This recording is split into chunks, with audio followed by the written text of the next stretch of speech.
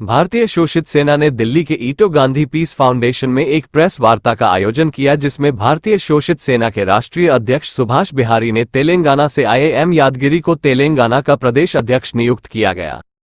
इसके उपलक्ष्य में प्रेस वार्ता आयोजित की गई, जिसमें उन्होंने जानकारी दी कि हमारा संगठन शोषित वंचितों के लिए काम करता है। संगठन का मकसद समाज में फैली हर बुराई को जड़ से उखाड़ फेंकना है। यादगिरी जी को प्रदेश अध्यक्ष के रूप में प्रदेश की जिम्मेदारी दिया है और मुझे पूर्ण विश्वास है कि इनके नेतृत्व में पूरे तेलंगाना के 33 जिले का ये गठन करके और भारतीय शोषित सेना को एक मजबूत सेना के रूप में समाज के सबसे उपेक्षित, दलित, शोषित और वंचित का उनकी हक और अधिकार की लड़ाई लड़ने के लिए ये समर्पित होकर के संगठन को ताकत देने का काम करेंगे। साथ ही हमारा इनको ये पदभार देने का जो उद्देश्य है, हमने अभी 23 दिसंबर को अपने जन जन के नेता माननीय रामविलास पासवान जी को भारत रत्न मिले, इस मांग को लेकर के भारत सरकार के समक्ष जंतर मंतर पर भी हमने धरना प्रदर्शन किया। 2021 में भी 17 दिसंबर को हमने अपनी बात को रखने का काम किया, लेकिन सरकार अभी तक किसी भी तरीके की कार्रवाई नहीं की है, जिस उद्देश्य को लेकर के हम पूरे देश में हर राज्य में अपने दलित सेना के माध्यम से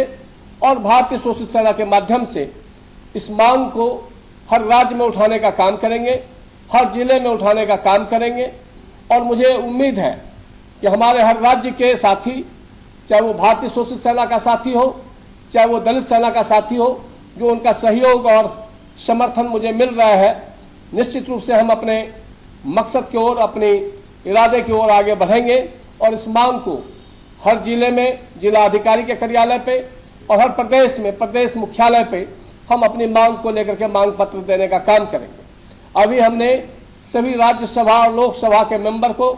पत्र लिख करके भी यह मांग किया है कि आप सदन में भी इस मांग को उठाने का काम करें। लेकिन मेरा मांग है कि आप दिल्ली के 10 किलोमीटर को ही फूलों का शहर ना बनाएं। दिल्ली में जो गरीब गुरबे लोग हैं, जिसको आप स्लम के रूप में बसाया है, स्थापित कॉलोनी के रूप में बसाया है और ऑथराइज कॉलोनी में लोग रहते हैं, वहां भी जाकर के देखने का काम करें। और मैं अभी रविवार को पदयात्रा के माध्यम से लाइव आकर के मीडिया के माध्यम से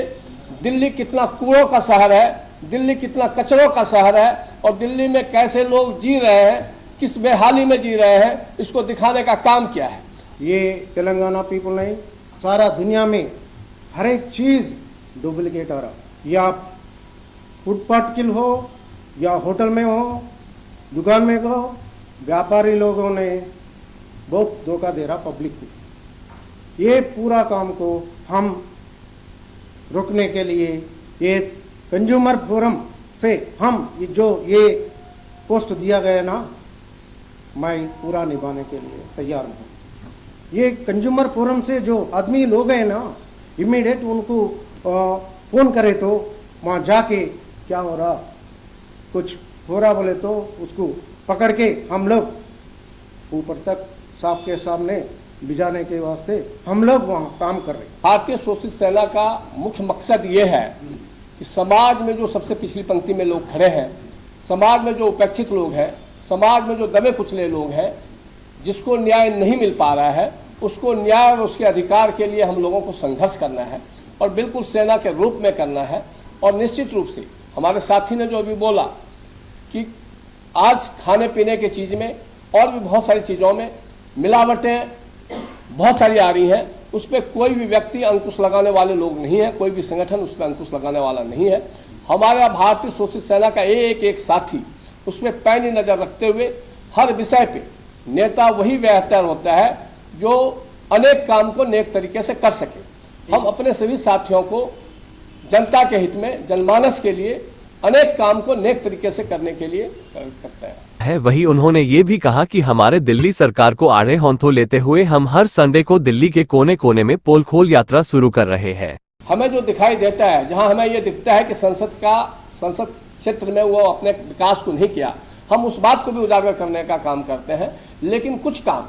अगर सारे काम संसद का ही हो, केंद्र में जो बैठे हैं वो संसद जनप्रतिनिधि अगर अपना पोस्ट को नहीं लगा रहा है तो उस आवाज़ को उठाएंगे। लेकिन निगम पार्षद और विधायक उसकी जो जिम्मेवारी बनती है नाली खरंजे और इसका इस आवाज को अगर हम संसद के लिए उठाएं तो उचित नहीं होगा। जिसका जो कार्य क्षेत्र है, जैसे अभी हमने आप लोगों को भी वो वीडियो दूंगा मैं, एक सामुदायिक भवन बना है, करोड़ों करोड़ रुपए का सामुदायिक भवन बनता है, करोड़ों रुपए का उसमें दरवाजे और खिड़की लगते हैं, जबकि उसमें एक भी दरवाजा और खिड़की नहीं है। 2012 में जब विजेंद्र गुप्ता जी अस्थायी समिति के चेयरमैन होते थे, हमारे आजाद सिंह जी वहाँ के महापौर होते थे, तब उस भवन का निर्माण हुआ था। तो भवन के निर्माण में अधिकारी अपने जेब को भरे, उसके बाद की हालात जो है वहाँ के चोरों को और नशाखोरों को वो भवन सौंप दिया गया, जिसकी वजह से वहाँ आज भी एक दरवाजा और खिड़की नहीं है। नगर निगम का कोई कर्मचारी वहाँ उसकी देखरेख करने के लिए नहीं है। तो इस तरीके का जो गमन है, उस गमन के लिए हम लोग आवाज उठाएंगे, वो चाहे केंद्र सरकार का हो, राज्य सरकार का हो या निगम पार्षद का मॉडल का बहुत बड़ा चेहरा है।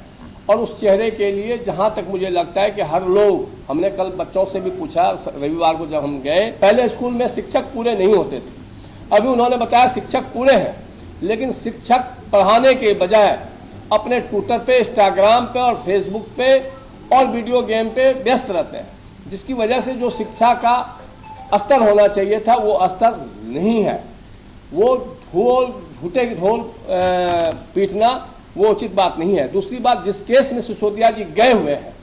तो निश्चित रूप से जिस हिसाब से वो शिक्षा में बबाही लुटे, तो वहीं आपने शराब वितरण के लिए जो है हर मोहल्ले में, हर गली में दुकान खोलना शुरू कर दिया। और जो दुकानें ऑलरेडी वाइन शॉप जो चलता था वो 2 संस्था के माध्यम से चलता था, दिल्ली में DSS डेसू से और एक और संस्थाएं थी उनके माध्यम से। उसमें फिर इनको ये लाइसेंस बांटने की या जगह जगह ठेके खुलवाने की जरूरत क्या पड़ी? देखिए, हमने 26 तारीख से ये इस यात्रा को शुरू किया है और ये यात्रा प्रत्येक रविवार को हम अलग अलग विधानसभा के अलग अलग वार्ड में जाएंगे।